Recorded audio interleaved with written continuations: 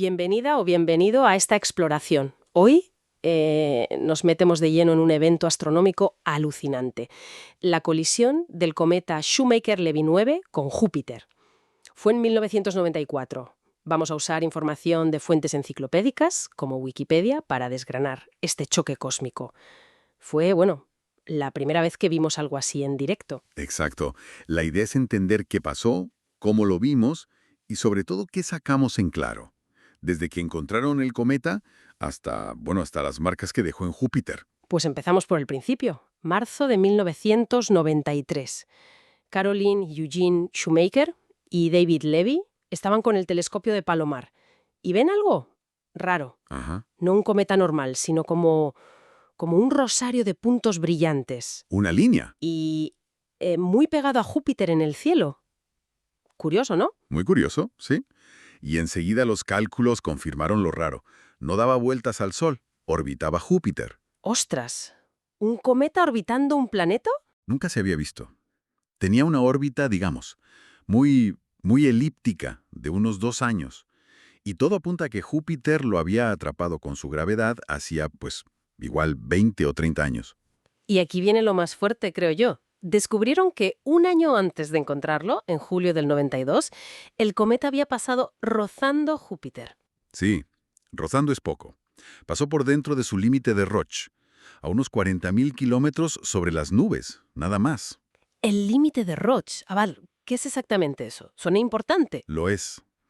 Es la distancia a la que la gravedad del planeta tira tan distinto de la parte cercana y la lejana del cometa. Ah, vale. Ujú. Que la diferencia, las fuerzas de marea, lo desgarran. O sea, Júpiter literalmente lo hizo pedazos. O sea que lo que vieron los Shoemaker y Levy ya era el cometa roto. Exacto. Era ya el resultado de esa ruptura. Una fila de fragmentos. Los etiquetaron de la A a la W.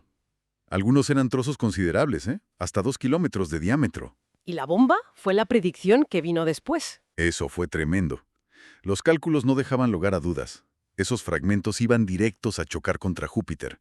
En julio de 1994. La que se montó. Toda la comunidad científica pendiente. La primera vez que íbamos a ver un impacto así. Se movilizó todo. Telescopios en tierra, el Hubble en el espacio, incluso la sonda Galileo, que mira qué casualidad, estaba de camino a Júpiter. Todos mirando para allá. Todos. Y entre el 16 y el 22 de julio, ¡pum!, los fragmentos impactaron. En el hemisferio sur. A una velocidad bárbara. Casi 60 kilómetros por segundo. 60 kilómetros por segundo. ¡Uf! Y Galileo estaba cerca, pudo ver algo bien. Tuvo una vista privilegiada. Vio las bolas de fuego justo al chocar, temperaturas de 24.000 grados Kelvin. ¡Qué barbaridad! 4 veces la superficie del Sol, más o menos. Y columnas de material que salían disparadas hacia arriba. Más de 3.000 kilómetros por encima de las nubes. ¡Tremendo! Y desde la Tierra, aunque los impactos caían en la cara que no veíamos al principio. Claro, pero Júpiter rota muy rápido. Eso. En minutos, las cicatrices aparecían por el borde. Unas manchas oscuras enormes. Sí, muy visibles. Más que la gran mancha roja incluso. Y duraron meses, ¿eh? Meses. Y la energía, recuerdo el dato del fragmento G, 6 millones de megatones de TNT. Es que no me cabe en la cabeza esa cifra. Es descomunal. Y bueno, analizando la luz de esos fogonazos aprendimos mucho de Júpiter. ¿Ah, sí? ¿Cómo qué? Pues mira, detectamos por primera vez allí azufre diatómico, S2, y disulfuro de carbono, CS2, compuestos que normalmente no vemos. ¿Y eso qué indica? Pues que los impactos removieron material de capas más profundas de la atmósfera y lo sacaron a la vista, como una especie de biopsia atmosférica. También vimos amoníaco, sulfuro de hidrógeno. Interesante. Y creo que hubo una sorpresa con el agua, ¿verdad? Cierto. Se esperaba encontrar bastante agua, según algunos modelos, pero se detectó menos de la prevista. Vaya. Así que hubo que darle una vuelta a cómo imaginábamos la composición y el movimiento de la atmósfera joviana. No fue solo ver química nueva, fue ver física en acción. Y no solo química, también hubo como efectos físicos, ¿no? Ondas o algo así. Efectivamente, se detectaron ondas expansivas viajando por la estratosfera, como ondas sísmicas, pero en la atmósfera, a unos 450 metros por segundo. ¡Wow! Y otra cosa muy interesante, aumentó la radiación sincrotrón. La radiación... Sincrotrón. Es radiación que emiten los electrones cuando se mueven muy rápido dentro de un campo magnético potente, como el de Júpiter. Los impactos metieron ahí un montón de electrones con mucha energía y el planeta, digamos, brilló más fuerte en ondas de radio. O sea que Júpiter gritó en radio después de los golpes. Algo así, sí. Fue una firma muy clara del evento. Entonces, si hacemos un resumen rápido, vimos en directo cómo se rompe un cometa por la gravedad. Sacamos datos nuevos de la atmósfera de Júpiter y se consolidó esa idea de Júpiter como el gran limpiador del sistema solar, ¿no? Fue una demostración espectacular de su poder gravitatorio, desde luego. Aunque bueno, hoy en día esa idea de Júpiter como escudo protector de la Tierra se matiza más. Es más complejo. Ya. Pero el evento sí confirmó que estos impactos pasan. Esas cadenas de cráteres que vemos en lunas como Calisto o Ganímedes, pues probablemente son huellas de eventos parecidos en el pasado. Claro, tiene sentido. Y no hay que olvidar que en 2009, 15 años después, hubo otro impacto en Júpiter, más pequeño, pero detectable. Es verdad. Así que el Shockmaker Libby 9 fue un recordatorio brutal de que el sistema solar no es un sitio tranquilo. Está vivo, es dinámico, a veces violento. Sin duda. Y nos dio una visión de Júpiter increíble. Y, bueno, subrayó la importancia de vigilar ahí fuera. Y queda una reflexión interesante, ¿sabes? Los análisis sugieren que igual los fragmentos no penetraron tan hondo como se pensaba al principio. Se desintegraron quizá más arriba. ¿Ah, sí? Sí. Y eso te hace preguntar, ¿qué nos dice eso de cómo interactúa un objeto que viene de fuera con una atmósfera tan densa y profunda como la de Júpiter? ¿Cómo es realmente por dentro? Misiones como Juno siguen intentando responder a eso. Júpiter todavía guarda muchos secretos.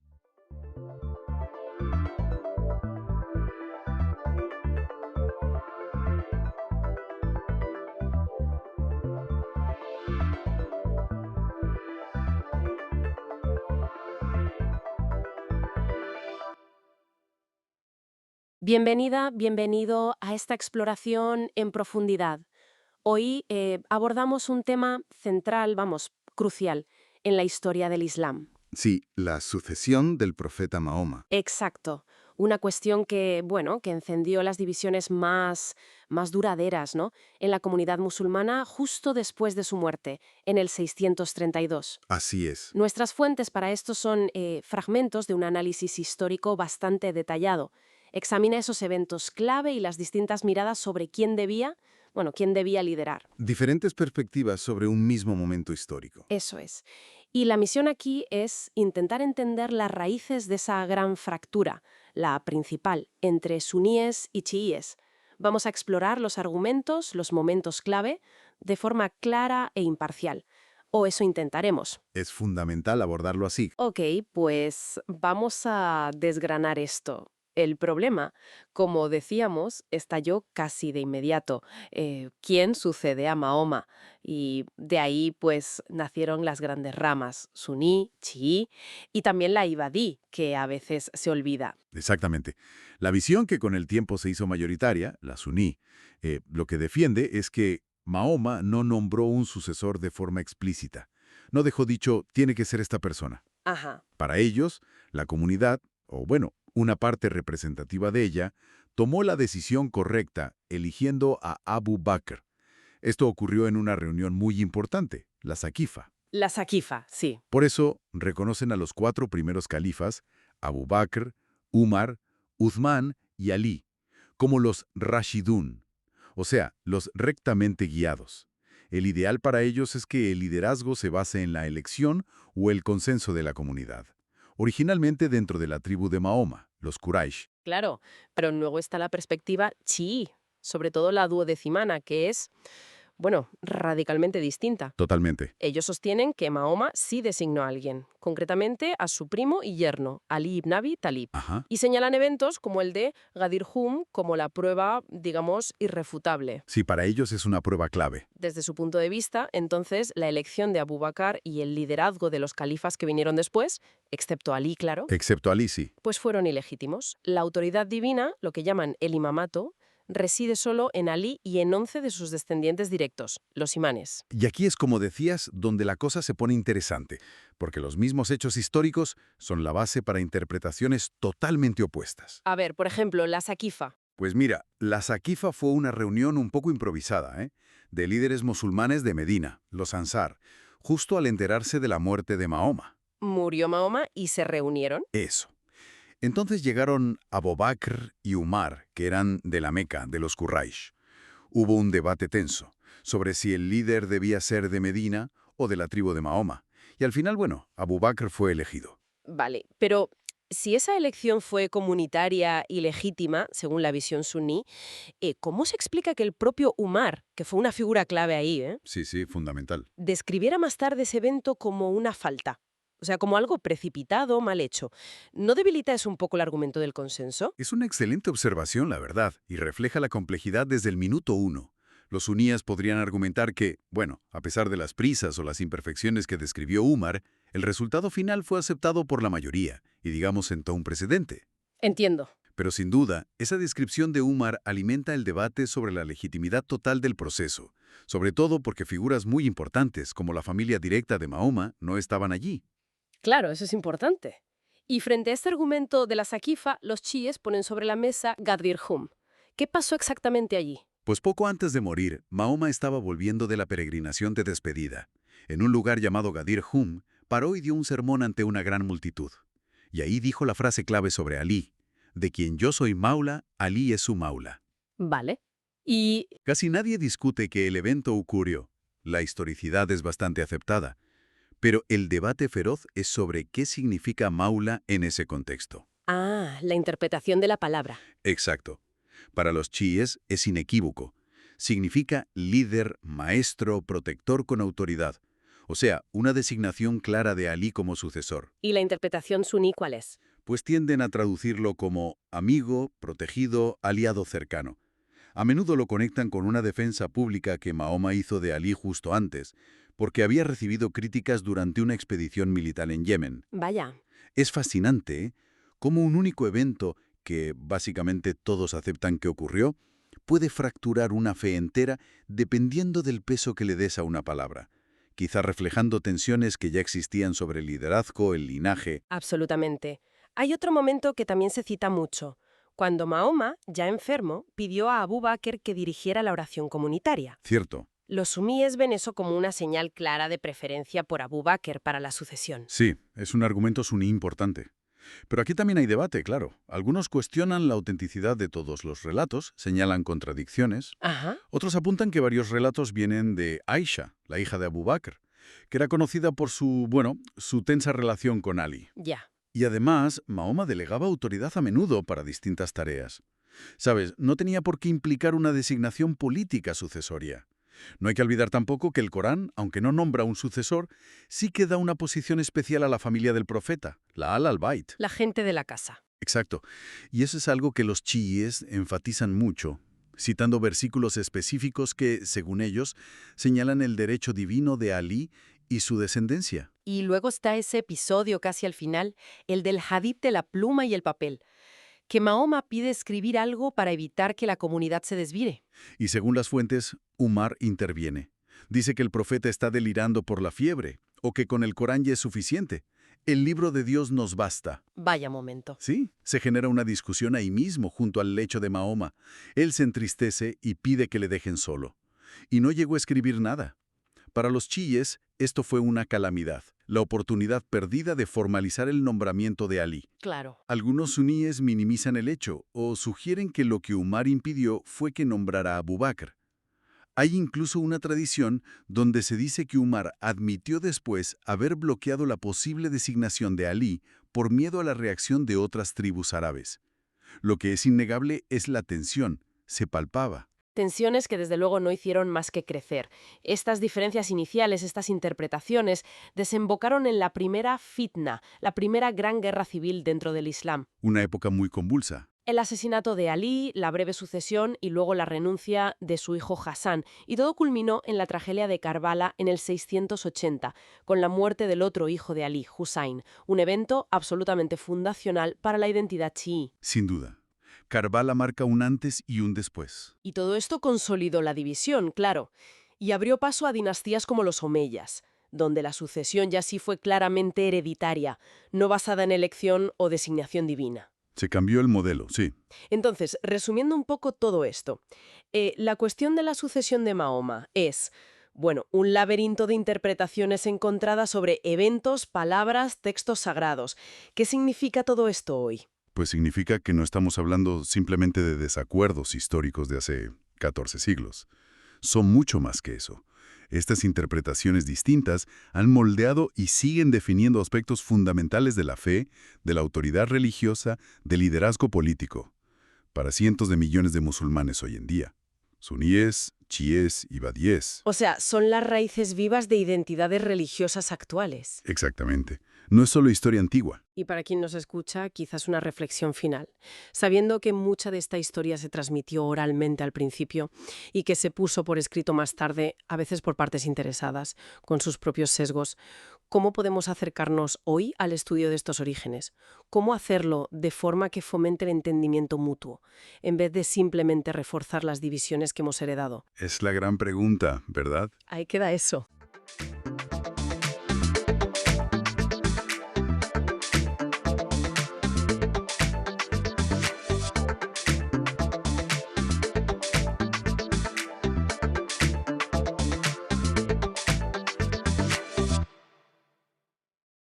Hola a todos, hoy nos sumergimos en la vida de Juan Sebastián Elcano, ese marino de Getaria que, completó la primera vuelta al mundo. Efectivamente, una figura clave. Tenemos aquí fragmentos de una biografía bastante completa que bebe de muchas fuentes, cartas, documentos. Sí, la idea es ir más allá de la pura hazaña, ¿no? Ver quién era este hombre. Exacto, porque a menudo queda como a la sombra de Magallanes. Y esa es la gran pregunta, ¿verdad? Fue el primero, dio la vuelta entera, pero su nombre, durante siglos, como en un segundo plano. ¿Por qué? Vamos a verlo. Pues sí, empecemos por el principio, por sus raíces. Getaria, Guipúzcoa, nació allí, aunque la fecha exacta baila un poco, 1486, 87. Quizás antes, 76. Ah, mira, ya empezamos con incertidumbres. Sí, sí, era vasco, claro.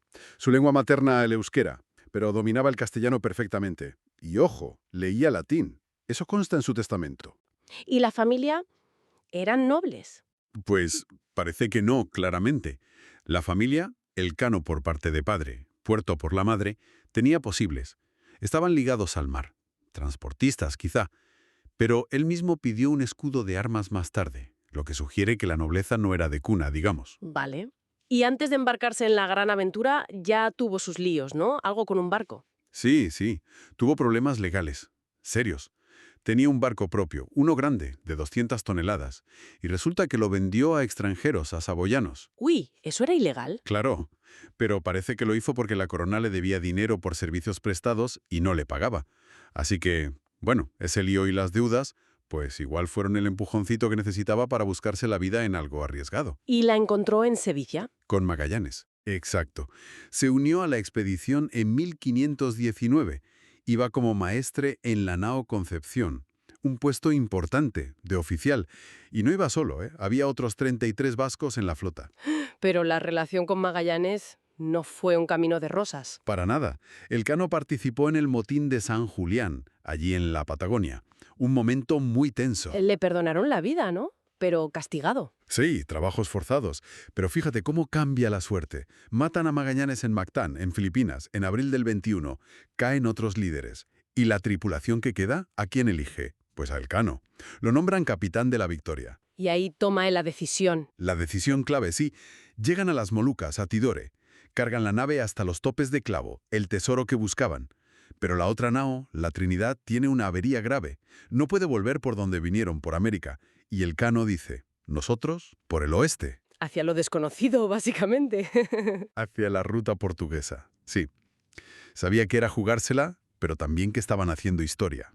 Quería, como él dijo, hacer lo que se pudiese contar. Sabía que era algo único. Y la vuelta, madre mía, tuvo que ser terrible. Brutal, una odisea. Salen de Timor 47 europeos y 13 locales. Y navegan sin tocar tierra 5 meses, hasta Cabo Verde. ¿5 meses? Imagínate. El escorbuto haciendo estragos, el hambre, el miedo constante a los portugueses, las tormentas tremendas al doblar el Cabo de Buena Esperanza. Llegaron a Cabo Verde hechos polvo, claro. Desesperados, necesitaban agua, comida. Y ahí cometieron el error, o no les quedó otra. Pagaron algo con clavo. Se descubrió el pastel. Los portugueses se dieron cuenta de dónde venían. Y tuvieron que salir pitando. A toda vela, dejando atrás a 13 compañeros que bajaron a tierra y fueron apresados. Hay fuentes que dicen que compraron esclavos para achicar agua. Pero bueno, eso no está del todo claro. Y por fin Sanlúcar, 6 de septiembre de 1522. Luego Sevilla, el 8. Solo 18 europeos supervivientes. De más de 230 que salieron. Una auténtica proeza. Casi un milagro. Y el reconocimiento, le hicieron honores, le dieron dinero. A ver, escribió al rey Carlos I nada más llegar. Lo recibieron en Valladolid. Le dieron un escudo de armas nuevo, muy chulo, con el globo terráqueo y el lema Primus circundedistime, el primero que me circunnavegaste. Y le perdonaron lo del barco vendido. O sea, honores sí. ¿Y la pasta? Pues ahí está el kit de la cuestión. Le prometieron una pensión anual de 500 ducados, una pasta ganza para la época. Pero parece que nunca la cobró. En serio, o al menos no hay constancia clara. Su madre estuvo años litigando para cobrarla después de muerto él. Así que mucho honor, mucho símbolo, pero la recompensa material, bueno. O sea, la gloria del lema, pero la cartera vacía. Y encima, líos con Portugal. Claro, los portugueses protestaron. Consideraban que habían invadido su zona. Elcano tuvo que participar en las juntas de Badajoz-Elvas en 1524. Ah, las reuniones esas para ver dónde caía la línea de Tordesillas en el otro lado del mundo, ¿no? En las Molucas. Eso es. Un lío tremendo. Elcano aportó su experiencia, llevó hasta una esfera terrestre hecha por él, parece. Pero las juntas no llegaron a nada, y él acabó marchándose antes de tiempo. Quizás por presiones, amenazas portuguesas. ¿Quién sabe? Pero su historia no acaba ahí en tierra firme. Volvió a embarcarse. Sí, no paraba. En 1525 se une a otra expedición, la de García Jofre de Loaiza. Otra vez a las Molucas. Iba como piloto mayor y al mando de una de las naves. Con él iban varios hermanos suyos. Otra expedición. También complicada. Desastrosa. Perdieron naves, tormentas. Loaiza murió en plena travesía, en julio de 1526. Y Elcano asumió el mando supremo de lo que quedaba. Pero por poco tiempo. Muy poco. Murió él también, apenas unos días después, a principios de agosto. De escorbuto. En mitad del Océano Pacífico. ¡Qué final! Sí. Su cuerpo fue arrojado al mar. Poco antes había hecho testamento. Es interesante porque ahí menciona a sus herederos, tuvo 2 hijos fuera de matrimonio, insiste en las deudas que la corona tenía con él, e incluso detalla los libros que llevaba a bordo, de navegación, de astronomía. Un final en el mar, como empezó todo. Y esto nos lleva de vuelta a la pregunta inicial. ¿Por qué esa figura tan potente quedó eclipsada? Pues sí. Durante siglos, el gran héroe de la vuelta al mundo fue Magallanes. Punto. Elcano era, bueno, el que terminó. Las razones son complejas, ¿eh? Quizás su origen, no ser de la alta nobleza. Pudo influir. También la crónica principal del viaje, la del italiano Pigafetta. Él iba con Magallanes desde el principio. Y, lógicamente, su relato es muy pro-Magallanes. Claro. Y luego, pues, intereses políticos. Castilla, Portugal, Francia. Cada uno contaba la historia a su manera. Y Elcano, bueno, no tenía un equipo de relaciones públicas tan potente, digamos. Y además, falta una pieza clave, su propia versión. Exacto. Sabemos que Elcano escribió una relación del viaje, una crónica, el testimonio del que completó la hazaña. Pero, Se perdió. vaya palo, una pérdida irreparable. Totalmente. Así que nos queda la figura de un marino excepcional, hábil, decidido, que superó motines, hambre, enfermedades, peligros constantes. Recompensado con símbolos, sí, pero no tanto con dinero. Y cuya memoria, pues, ha sido un campo de batalla histórico. Y nos deja pensando. Él sabía lo que había hecho. Lo escribió. Si tuviéramos esa crónica perdida, su relato directo, el del comandante que cerró el círculo consciente de lo que significaba, cambiaría mucho nuestra visión. No solo del viaje, sino de cómo Europa se veía a sí misma y al mundo en aquel momento crucial. ¿Verdad?